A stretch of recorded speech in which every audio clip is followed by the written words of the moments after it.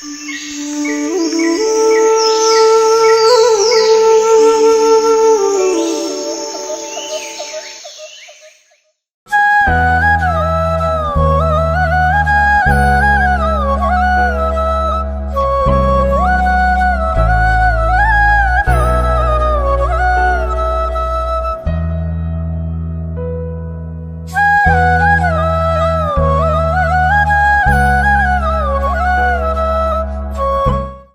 TV உழவும் உணவும் என்ற வேளாண்மை நிகழ்ச்சியில் இன்று நாம் விரிவாக பார்க்க இருப்பது தமிழ்நாட்டில் மண்பாண்ட தொழில் எந்த அளவிற்கு நலிவடைந்து வருகிறது, நலிவடைந்து வரக்கூடிய மண்பாண்ட தொழிலை தமிழக அரசு மீட்டெடுப்பதற்கு செய்ய வேண்டிய பணிகள் என்ன என்பது குறித்து விரிவாக பேசுவதற்காக ஜெம் டிவி அரங்கத்துக்கு வருகை தந்துள்ள தமிழ்நாடு மண்பாண்ட தொழிலாளர்கள் நல வாரியத்தின் முன்னாள் வாரிய தலைவர் சேம நாராயணன் அவர்கள் நம்மிடம் உள்ளார். அவரிடம் இது குறித்து விரிவாக பேசலாம்.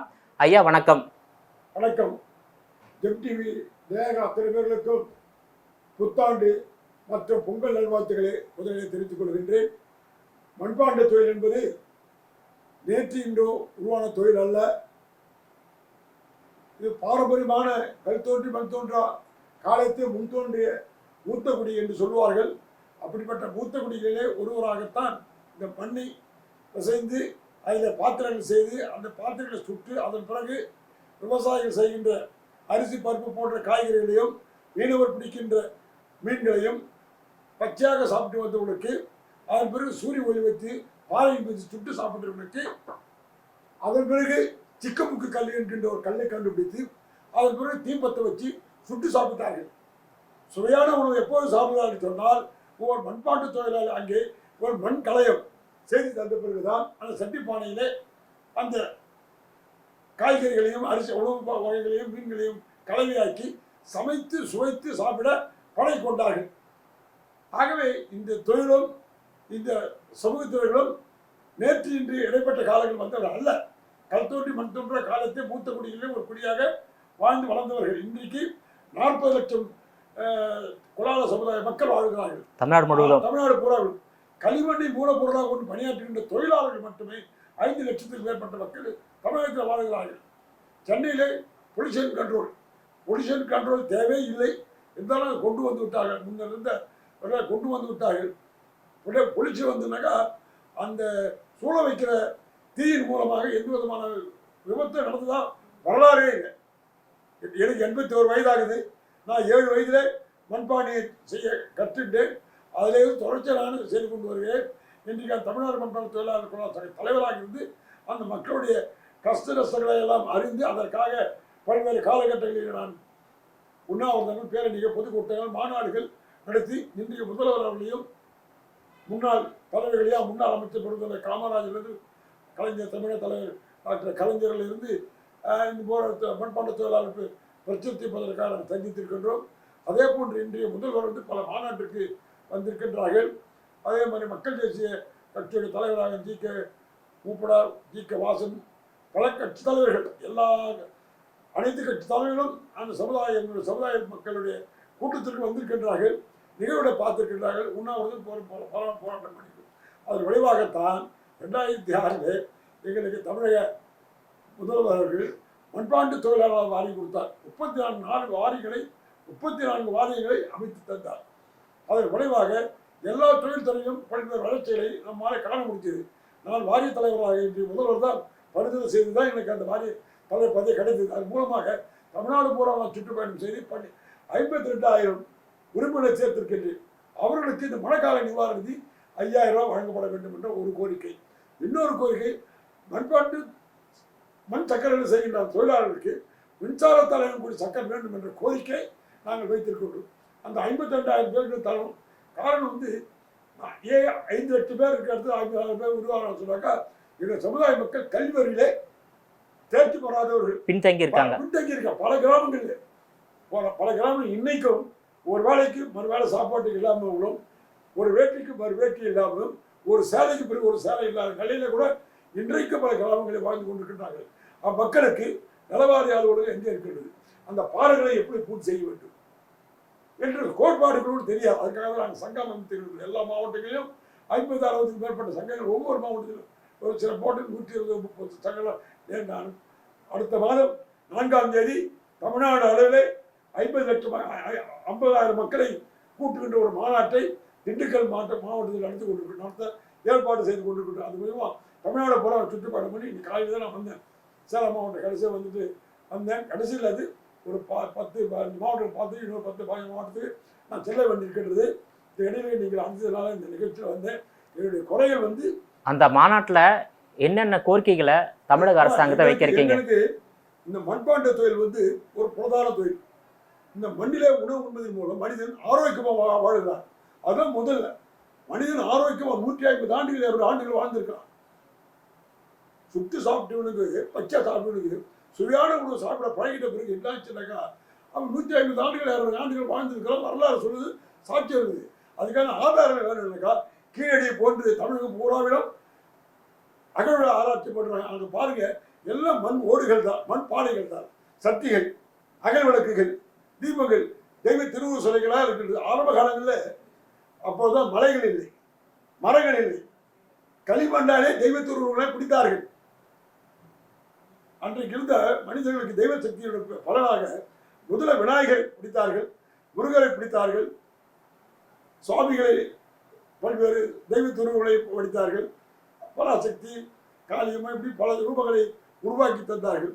உருவத்தை கொடுத்தவர் குலாரன், உயிர் தந்தவன் மட்டும்தான் இறைவன். அப்படி ஆதி காலத்துக்கு வாழ்ந்து வருகிற மக்களுடைய பிரச்சனைகள் வந்து இன்றைக்கு நாளடியிலே குறைஞ்சு போகின்றது. உடையும் பொருளாக இருக்கிறார்கள். மண்பாண்டு மட்டும் இல்லை, இரும்பால் செய்யப்படுற ரயில் விபத்தில் தான் ரயிலில் எவ்வளோ பாதிப்பு ஏற்படுது, பஸ் விபத்தில் தான் எவ்வளோ ஏற்படுத பார்க்குறோம். ஆனால் ஒரு மண்பாண்டை உடையதை பற்றி பெரிய விவரமே இல்லை. அந்த மண்பாண்டங்கள் வந்து உடைந்து விடுகிறது, அதனால விட பயன்பாடு குறைந்திருக்கு. அதை சொல்ல வரீங்களா? அது ஆமாம், மண்பாண்டை உடையும் பொருளாக கருதுறாங்க. இன்னைக்கு அரசாங்கம் வந்து விவசாயிகளின் நலனுக்காக காய்கறி வாங்குறாங்க, அரிசி பருப்பு வாங்குறாங்க, கரும்பு கூட வாங்குறாங்க.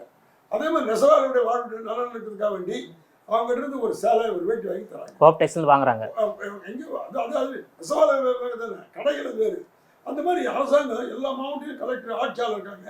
36 மாவட்டங்களில் இருக்க கலெக்டர் சொல்லி அந்தந்த மாவட்டத்திலே 50,000 60,000 அந்த ஒரு பானை ஒரு அடுப்பு இலவசமாக தந்து உதவினா அந்த மண்பாட்டுத்தோட வாழ்வாதாரம். அந்த பொங்கல் தொகுப்புல வந்து அரிசி, சர்க்கரை, முழு கரும்போட வந்து மண்பானை, மண் அடுப்பு தர வேண்டும் என்பது உங்களுடைய பிரதான கோரிக்கையா இருக்கு இப்போதைக்கு.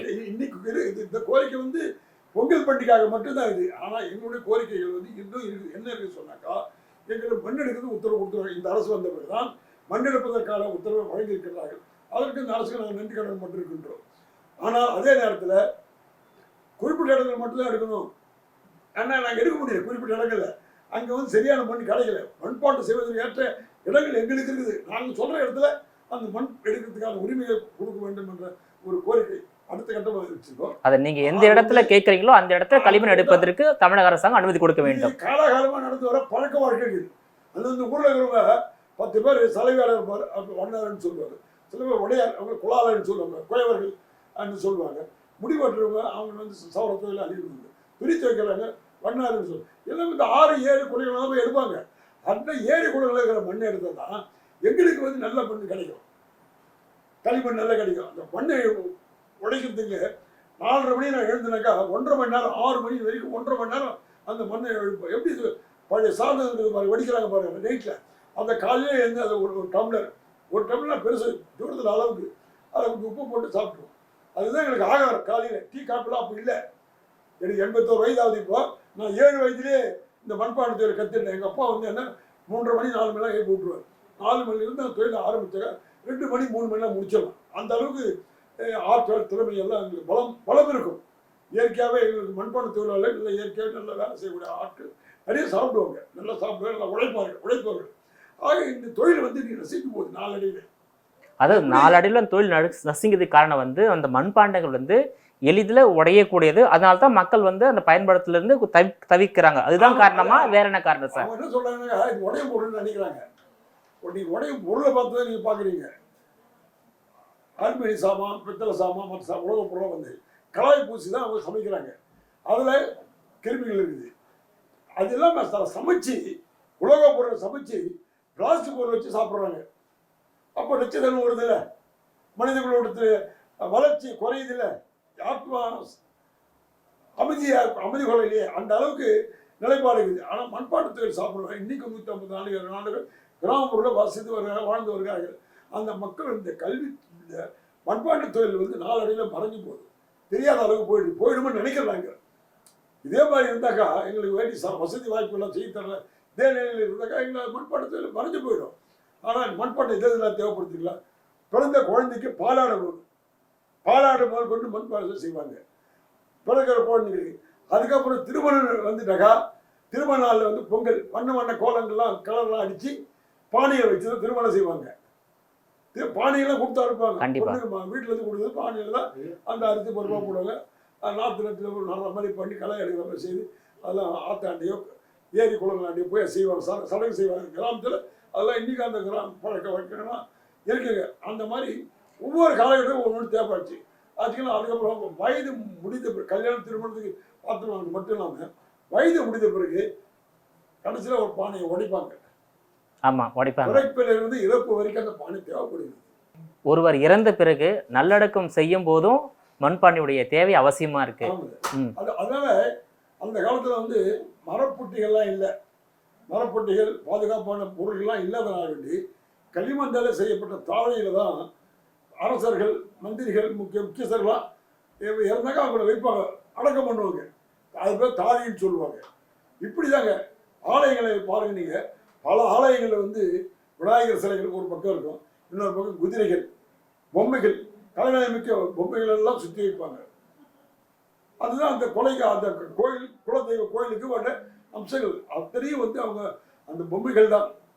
ஆக இப்படி தெய்வ வழிபாடோடு அந்த தொழிலை செய்து வருகின்ற ஒரு தொழிலாளர் யாருன்னு சொன்னாக்கா இந்த மண்பாண்ட தொழிலாளர் தான். அது காலகாலமாக இன்றைக்கு நடந்து வர தொழில் இன்னைக்கு அப்படி குறைஞ்சி வருது, குறையுது ஃபுல்லாக குறைஞ்சிடுச்சு. நாங்களே பிரச்சாரம் பண்ணுறோம், மாற்றுத் தொழிலுக்கு போங்க, மாற்றுத் தொழில் வேறு காரணம் எங்களுக்கு வந்து ஐடிஐ இல்லை, பாலிடெக்னிக் இல்லை, ஒரு இன்ஜினியரிங் காலேஜ் இல்லை. மண்பாண்ட தொழிலாளர்கள்ட்டு தமிழகத்திற்கு அந்த குரல் கொடுக்குறேன், அது நான் தான் குரல் கொடுத்து போவேன். மண்பாண்ட தொழிலாளருக்கு மாவட்ட வாரியாக தொழிற்பயிற்சி கூடங்களை அமைச்சு தரலாம். ஒரு மாநிலத்தில் ஒரு 2-3 இடத்துல சென்டர் பண்ணி தொழிற்பயிற்சி கல்லூரி உருவாக்கி தரலாம்.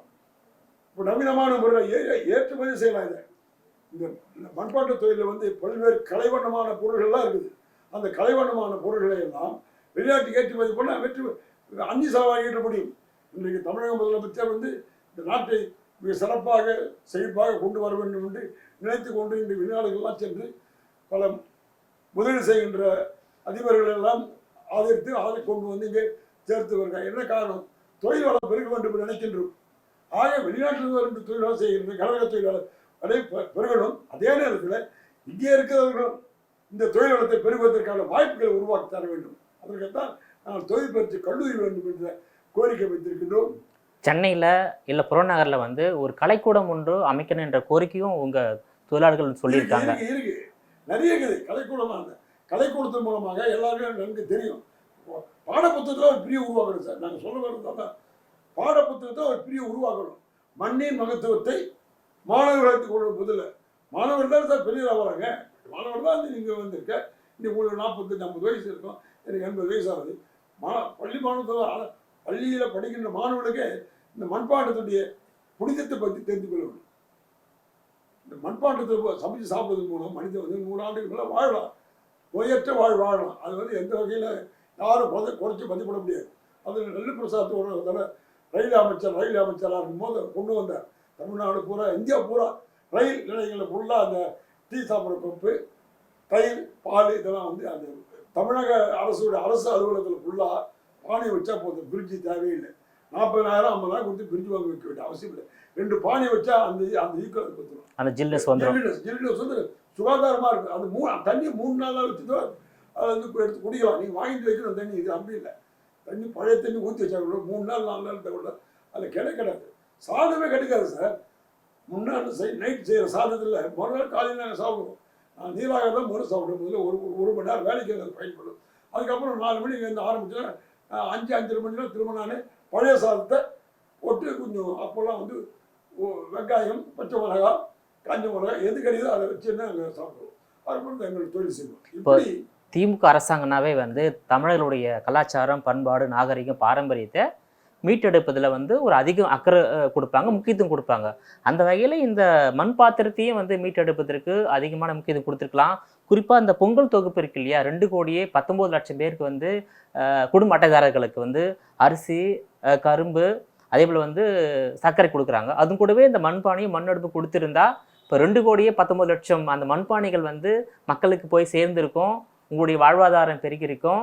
ஏன் இதை அரசாங்க கவனத்தில் எடுத்துக்கல? நீங்கள் ஏதாவது அரசாங்கத்திலிருந்து கோரிக்கை வச்சிருக்கீங்களா அந்த மண்பானையோ மண்ணெடுப்பு கொடுக்க கோரி? கோரிக்கைகள் நான் பலமுறை வச்சிருக்கேன் சார், வைக்கலன்னு சொல்லக்கூடாது. இப்போ உள்ள முதலமைச்சர் கோரிக்கை வச்சிருக்கீங்களா?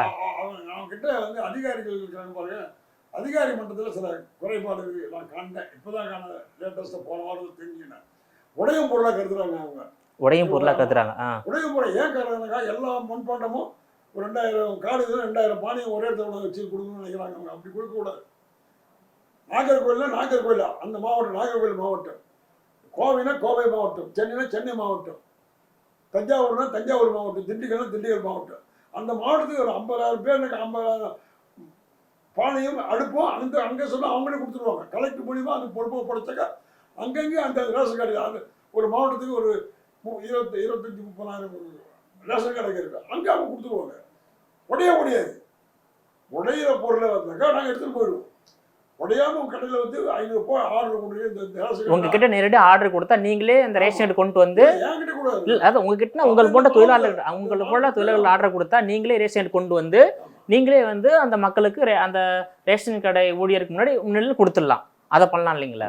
எங்களுக்கு பெரிய வருமானம் கிடைச்சதா சார். ஒரு பானை ஒரு அடுப்பு ஒரு ஆண்டு வரது ஒரு பெருசு அடுப்பு ரெகுலராக இந்த தொழில் வளர்க்கணும்னு சொன்னா இப்படி பண்ணது என்ன, அரசாங்கமே இந்த இயற்கையான உருவாகின இந்த தொழிலை ஆதி காலத்தில் உருவான இந்த தொழிலை பாதுகாக்கிறாங்க. அரசு அலுவலகங்களும் வைக்கணும், குடி தண்ணி வைக்கணும்.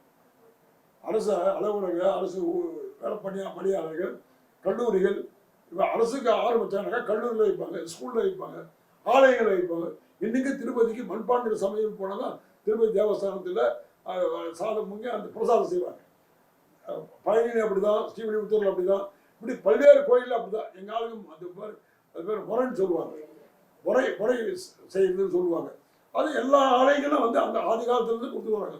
திருப்பதி கோயிலேருந்து, திருத்தணி கோயிலேருந்து, பழனி கோயிலேருந்து எல்லா கோயில்களும் மண்பாண்ட தொழிலாளர் செய்கின்ற பானைகள் மூலமாக தான் அங்கே உணவு பரிமாறப்பட்டு அந்த நைவேத்தியம் அங்கே ஆலயங்கள் நடக்குது. இதெல்லாம் வந்து இயற்கை. இப்போது தமிழ்நாடு முழுவதும் எந்தெந்த மாவட்டங்களில் அதிகமாக வந்து இந்த மண்பாண்ட தொழில் ஈடுபட்டிருக்காங்க? மண்பாண்ட தொழில் ஈடுபடுவதற்கான ஏதாவது புதிய தொழில்நுட்பம் வந்திருக்கா, இல்லை இதுவரையில் கையால தான் அந்த மண்பாண்டத்தை செய்ய முடியுங்கிற? அரசு வந்து நிறைய மின்சக்கரம் கொடுத்துருக்காங்க. மின்சக்கரம் கொடுத்துருக்காங்க. மண்ணால் இருந்த சக்கரத்துக்கு பதிலாக நான் இருக்கும் வேலை செய்யும்போது எனக்கு கிடைக்கல. இப்போ நாங்கள் போகிற ஐயா கலைஞர் ஐயா வந்த பிறகு, இன்றைய முதல்வர் தளபதி வந்த பிறகு நிறைய பண்ணியிருக்காங்க. மின்சக்கரம் கொடுத்துருக்காங்க. மின்சக்கரம் அதுக்கு இலவச மின்சாரம் கேட்குறீங்களா? அது கொடுத்தாதுல இருந்தாங்க. இலவச மின்சக்கரம் கொடுத்தா மின்சக்கரம் கொடுத்துருக்காங்க, ஆனால் இலவச மின்சாரம் கொடுக்கல. இப்போ இலவச மின்சாரம் கேட்குறீங்க. நீங்கள் இதெல்லாம் கோரிக்கைலாம் நீங்கள் நேரடியாக முதலமைச்சரை பார்த்து கோரிக்கை வச்சிருக்கீங்களா? இப்போ உள்ள முதலமைச்சரை பார்த்து பேசியிருக்கீங்களா? இல்லை, பார்த்து பேசிக்கலாமா? ஏன்னா திமுக ஆட்சி காலத்தை உங்க நலவாரி அமைச்சர் சொன்னீங்க இல்லையா, நீங்க நேரடியாக அவர் போயிட்டு இந்த கோரிக்கை வச்சுக்கலாம். முதலமைச்சரை பார்க்க முடியல, ஆனா அதிகாரிகள் மத்தியில கொடுத்துருக்கோம், மாவட்ட ஆட்சியாளர் கொடுத்துருக்கிறோம். அதுக்காக முன்னோட்டமா எல்லா பத்திரிகை நியூஸ் கொடுத்துருக்கோம், எல்லாம் செய்தி அமைச்சிருக்கோம். நீங்க சொன்ன மாதிரி நேரடியாக பார்க்கணும், அதுக்காக பார்க்க முயற்சி எடுத்துட்டு இருக்கேன். இப்போ தமிழ்நாட்டில் எந்தெந்த மாவட்டத்தில் அதிகமான தமிழ்நாடு எந்த மாவட்டத்தில் அதிகமாக இருக்காங்க? இருக்கின்ற காலங்களில் நான் வந்து மாநகராட்சியுடைய கல்வி நிலைக்குழு தலைவராக அக்கௌண்ட்ஸ் கமிட்டி சேர்மன்றது கணக்கு வழக்கு மட்டும் பார்க்குறது, அது வளர்ச்சி பண்ணியிருந்த கணக்கை கரெக்டாக பார்க்குறது. ஆனால் கல்வி நிலைக்குழு தலைவராக இருக்கும் போது இந்த தளபதி அவர்கள் ஆற்றிய பணிகளை வந்து நான் இன்னும் நெஞ்சால் நினைத்து பார்ப்பேன். ஏன்னாக்கா அந்த மகளிர் பள்ளிக்கு 30-40 பிள்ளைகள் தான் வருவாங்க. ஆனால் பேரண்ட்ஸ் உள்ளே வந்துடுவாங்க, வந்துட்டு அப்படியே வெறுத்து போய் பார்ப்பாங்க, மகிழ்ச்சி அடைவாங்க. ஒரு மேயர் வந்து ஒரு துணை முதலமைச்சராக இருக்க ஒரு மகளிர் பள்ளி நம்மளுடைய பிள்ளைகளுடைய அது வந்து என்ன எல்கேஜி யூகேஜி பசங்களுக்கு லெஃப்ட் டாக்டரேட் கொடுப்பாரு. அது பெரிய ஒரு காரங்க. தமிழ்நாட்டில் எந்த மாவட்டத்தில் அதிகமான மண்பாண்ட தொழில் நடக்குது சார்? தமிழ்நாட்டில் எல்லா தஞ்சாவூரில் நிறைய பேர் இருக்காங்க. ஒவ்வொரு மாவட்டம் வேலையாக ராமநாதபுரம் மாவட்டம், கன்னியாகுமரி மாவட்டம், கோயம்புத்தூர் மாவட்டம், திண்டுக்கல் மாவட்டம், மதுரை, இப்படி எந்த மாவட்டம், வளர்காடு, தென்னற்காடு, எப்படி எல்லாம் பாண்டிச்சேரி உள்ளிட்ட தமிழகத்தில் அத்தனை மாவட்டங்களிலும் உலாதல் இல்லாத இடமே இல்லை. எனக்கு தெரியாது, அவங்க சிம்பிளாக போட்ட முடியும். ஏன்னா எங்கள் ஆள் வந்து இந்த தொழிலில் வந்து போதிய வருமானம் இல்லை, மண்பாண்ட தொழிலில் போதிய வருமானம் இல்லை. வருமானம் எதில் வருதுனாக்கா கடை வச்சு வியாபாரம் பண்ணுறாங்க பாருங்க, அவங்க வந்து ஒரு அழகிய பொருட்கள் எல்லாம் வெளிநாட்டு எங்கள் குஜராத், ராஜஸ்தான், டெல்லி, நான் போயிருக்கேன், தமிழ்நாடு, இந்தியா பூரா போயிருக்கேன். ஆல் இண்டியா பிரஜாபதி எங்களுடைய சங்கம் வந்து அகில இந்திய அளவில் இருக்குது. ஆல் இண்டியா பிரஜாபதி, அந்த ஆல் இண்டியா பிரஜாபதி வந்து 12 கோடி பேர் இருக்காங்க. 12 கோடி பேர் இருக்காங்க குலாலர். இந்தியா முழுவதும் 12 கோடி பேர். தமிழ்நாட்டில் வந்து குலாலா, ஆந்திராவில் போட்டீங்கன்னாக்கா குமரவாலுன்னு, மண்பாண்ட தொழிலாளர் குமரவாலுன்னு, கர்நாடகாவில் போனால் கும்பகார். ஒவ்வொரு மாநிலத்திலும் ஒரு பேர் இருக்கு. வட மாநிலம் போனீங்கன்னாக்கா அங்கே பிரஜாபதி. ஆக 12,000 கோடி பேர், 12 கோடி பேர் இந்தியா முழுவதும் மண்பாண்ட தொழில் இருக்கிறாங்க. மண்பாண்ட தொழிலாளர் இருக்காங்க. இப்போ வந்து பொங்கல் பண்டிகையின் போது இப்போ இந்த காலகட்டத்தில் மண்பாண்டங்கள் வந்து எந்த அளவுக்கு வந்து தேவையா இருக்கு, குறிப்பா மாநகரில் எந்த அளவுக்கு தேவையா இருக்கு சார் மண்பாண்டத்துல பொங்கல் வைப்பது? இன்னைக்கும் நகர பொருளுக்கு மட்டும்தான் இது உடையும் பொருள் நினைக்கிறாங்க, வாங்குறது இல்லை. பிளாஸ்டிக் பொருள், அலுமினிய பொருள், பித்தளை பொருள், மற்ற பொருளை வாங்குறாங்க. ஏங்க நாகரிகமான உணர்ச்சி படித்தவங்க மத்தியில் அது வந்துருதுங்க. ஆனால் படித்தவங்க அதிகம் படித்தவங்க இன்னைக்கு வந்து அதிகம் படித்தவங்க கூட பாருங்க, சாதாரணமாக கிராமப்புறங்களில் வந்து மண்பாண்ட சமையல் சொல்லி போட்டு வியாபாரம் பண்ணுறதில்ல, அங்கே மண்பாண்டு தான் செய்கிறாங்க. ஆனால் 5 ஸ்டார் ஹோட்டலுக்கு பாருங்க, கேட்டு பாருங்க நீங்கள், மண்பாண்ட சமையல்னு சொல்கிறாங்க. அங்கே தான் கூட்டம் அதிகமாகுது. நானும் அங்கே தான் போய் சாப்பிட்றேன். மண்பாண்ட சமையல் என்பதுங்க இயற்கையான மனித வாழ்கின்ற போது அது அதோட ஒன்றி போகுது. அது கிராமத்தில் இன்னும் அதிகமாக இருக்குது. நகர பொருள்லாம் இல்லையே தவிர மண்பாண்ட சமைக்கிற பணிகள் வந்து சென்னை போன்ற நகரங்கள் சில இடங்களில் குறைவா இருக்கு. கிராமப்புறத்துல இருக்கு. கிராமப்புறத்தில் 90% இன்னைக்கு கிராமப்புறம் நீங்க போனீங்கன்னாக்கா அதுதான் அந்த பாத்திரத்தை தான் அவங்க மண்பாண்டு தான் அவங்க சமையல் செய்வாங்க. அது வந்து சார் ஒரு டேஸ்ட் சார். கீரை கீரை சட்டி அதையும் தனியாக இருக்கும். மீன் குழம்பு வைக்கிறது தனி சட்டி இருக்குது. மீன் குழம்பு சாம்பார் வைக்க மாட்டாங்க. அதில் மீன் குழம்புல சாம்பார் வைக்க மாட்டாங்க. மீன் குழம்பு சட்டி தனி. சாம்பார், ரசம் வைக்கிறதுக்கு, கார குழம்பு வைக்கிறதுக்கு, சுண்ட குழம்பு வைக்கிறதுலாம் தனி. அந்த மாதிரி ஒவ்வொரு இதுக்கும் தனி. அந்த மீனுக்கு வந்து தனியாக இருக்கும். மீன் குழம்பு வைக்கிறது தனி. அதே மாதிரி இந்த கீரை கடையிறதுக்கு தனி கல் சட்டி. அது அதை வேற எதுவும் பயன்படுத்துவோம். அப்படிலாம் உணவை வந்து சார் ருசித்து பசித்த பிறகு ருசித்து சாப்பிட பழகி கொண்டு உலக அளவில் பார்த்து நீங்கள் இந்தியாவில் தமிழ்நாட்டுக்காரங்க தான் சுவையான உணவு உண்ண பழகி கொண்டு. இப்போது பொங்கல் பண்டிகையின் போது மண்பாண்டங்களில் பொங்கல் வைப்பது அதிகரிச்சிருக்கா குறைஞ்சிருக்கா தமிழ்நாட்டில்? குறைன்னு சொல்ல மாட்டேன் சார். ஏன்னா நகர்ப்புறங்களில் உள்ள குறைஞ்சி ஒரு முறை செய்து விவசாயி வந்துங்க காலமெல்லாம் அந்த விவசாயத்தை நம்பி தான் இருக்கான். மண்ணை நம்பி தான் அவன் விவசாயம் பண்ணுறான். அந்த செய்வன என்ன பண்ணுறான், தன் நாட்டின்ற அந்த பணிக்கு ஆறுதலா அவனுக்கு தேவையில்லை. ஓனராக இருக்காரு, 10 ஏக்கர் 5 ஏக்கர் வச்சுருக்காரு, இல்லை ஒருத்தர் 1 சென்ட் வச்சு கூட விவசாயம் பண்ணுவாங்க, 2 சென்ட் 3 சென்ட் வச்சு கூட சின்ன சின்ன ஆளுநராக பண்ணுறாங்க, காய்கறி பண்ணுறாங்க. அவங்களுக்காக அந்த வேலை செய்கிற ஆட்களுக்காக வேண்டி இப்போ நம்ம ஒரு பில்டிங் வேலை செய்யும்போது நான் அப்படி தான் இருக்கிற வேலை இலவச வேட்டி சாலாம் கொடுப்பேன். அந்த மாதிரி அந்த வேலை செய்கிற தொழிலாளர்களுக்கு அன்றைக்கி நல்ல சுவையான உணவு போடணும். பொங்கல் அன்னைக்கு வெஜிடேரியன் செய்யறது செய்வாங்க, நான்வெஜ் செய்ய மாட்டாங்க. பொங்கல் அன்னைக்கு முழுக்க வெஜிடேரியன் செய்து வடை பாயாசத்தோட உட்கார வச்சு எல்லாம் போட்டு பொங்கல் விழா கொண்டாடுவாங்க. மாட்டு பொங்கல் அன்னைக்கு நான்வெஜிடேரியன் செய்து எல்லாரும் சாப்பிடணும். அந்த ஓனர்கள்லேருந்து மேனேஜர்லேருந்து கூட வேலை செய்ய ஆளுங்கள்லேருந்து நூற்றுக்கணக்கான பேர் உட்காந்து சாப்பிடுவாங்க. அப்படி ஒரு நட்பு பழக்கம் ஆதி காலத்துலேருந்து இன்ன வரைக்கும் இருக்குது. அது வந்து அந்த நாளைக்கு தகுந்த மாதிரி காணும் பொங்கல்ன்றது ஒரு மரபு. அது ஒருத்தர் நண்பர் வீட்டுக்கு போகிறதுக்கு வர்றதுக்கு அந்த நாளை தேர்ந்தெடுத்து அந்த நாளில் என்ன பார்க்கல நீங்கள் வருவீங்க, ஒன்று பார்க்க நாங்கள் வருவோம். அப்போ பலகாரம் வாங்கி போவோம், நீங்கள் கொடுப்போம், உங்கள்கிட்ட இருக்கிற பலகாரத்தை எங்கள்கிட்ட கொடுப்பீங்க. இது பண்ட மாட்டு முறை. அந்த மாதிரி தான் ஆதி காலத்துடைய பழக்க வழக்கங்கள்லாம் சார் வெள்ளை உள்ளத்தோடு இருக்கும் சார். வெள்ளை உள்ளத்தோடு ஒரு நேர்மையாகவும் ஒழுக்கமாகவும் இருக்கும். ஆனால் இன்னைக்கு காலப்போக்கில் எவ்வளோ மாறுதல் ஆகிப்போச்சுங்க. அதனால் இந்த தொழிலை வந்து யாரும் விட முடியாது. நான் விட தான் சொல்கிறேன். ஏன்னா இந்த வருமானம் இல்லை, போதிய வருமானம் இல்லை. எங்களை வந்து இது ஒரு IAS IPS இல்லை சார். எங்கள் சமுதாயத்தில் குலால சமுதாயத்தில் ஒரு IAS ஒரு IPS இல்லை. எந்த அதிகாரிகிட்ட போய் நாங்கள் கேட்க முடியும்? அரசியல்வாதிகிட்ட தான் நாங்கள் போக முடியும். அரசியலே வந்து நாங்கள் பெரிய ஆள் இல்லை. நான் தான் சென்னை மாநகராட்சியில் 2 முறை கவுன்சிலராக சேர்மனாக இருந்தேன். அது காரணம் மூப்பனர் ஐயா. அதுக்கப்புறம் வாரியத்தில் வந்தனாக்கா நான் வந்து மாநகராட்சி ஆற்றிய பணியை பார்த்த பிறகு அன்றைய துணை முதலமைச்சரும் நாயராந்தவர் சொல்லி ஐயாகிட்ட சொல்லி தமிழக தலைவர் கலைஞர்கிட்ட சொல்லி எனக்கு வாரி கொடுத்தார். இந்த மாதிரி என்ன மாதிரி நிறைய தொழிலாளர்களும் வாழ்வழித்தார்கள் கலைஞர். அதனுடைய விளைவு தான் இன்னைக்கு எல்லா இடங்களையும் நிறைய பேர் வாரி உறுப்பினர் சேர்ந்திருக்காங்க. திட்டப்பணிகள் எல்லாம் மறையாமல் செய்கிறாங்க. மற்ற நாட்டு மக்களுடைய வளர்ச்சி பணிக்கும் இந்த அரசாங்கம் நல்லா செய்திருக்காங்க. ஆகவே இந்த அரசாங்கத்தை அந்த குறை சொல்ல முடியாது. எங்களுக்கு தேவைகள் மட்டும்தான் நாங்கள் சொல்லியிருக்கோம். இது எங்களுக்கு தேவை. இந்த பணம் வாங்கி தான் மனித உயிர் வாழணும் நிலையில இல்லை இல்லையா? உதவி ஒத்தாசு. இப்போ மழைக்கால நிவாரண நிதி 6000 கொடுத்தா போதுமா அவங்களுக்கு? அவங்க உழைச்சி சம்பாதிக்கிற பணத்துக்கு வந்து அவங்க குடும்பத்தில் பயனடுத்த முடியுமா? இது அரசாங்கம் செய்கிற ஒரு உதவி. திடீர்னு ஏற்படுது. திடீர்னு தானே ஏற்பட்டது, யாருக்குமே தெரியலையே. மாநில ஆராய்ச்சி நிலையத்துக்கு தெரியலையே.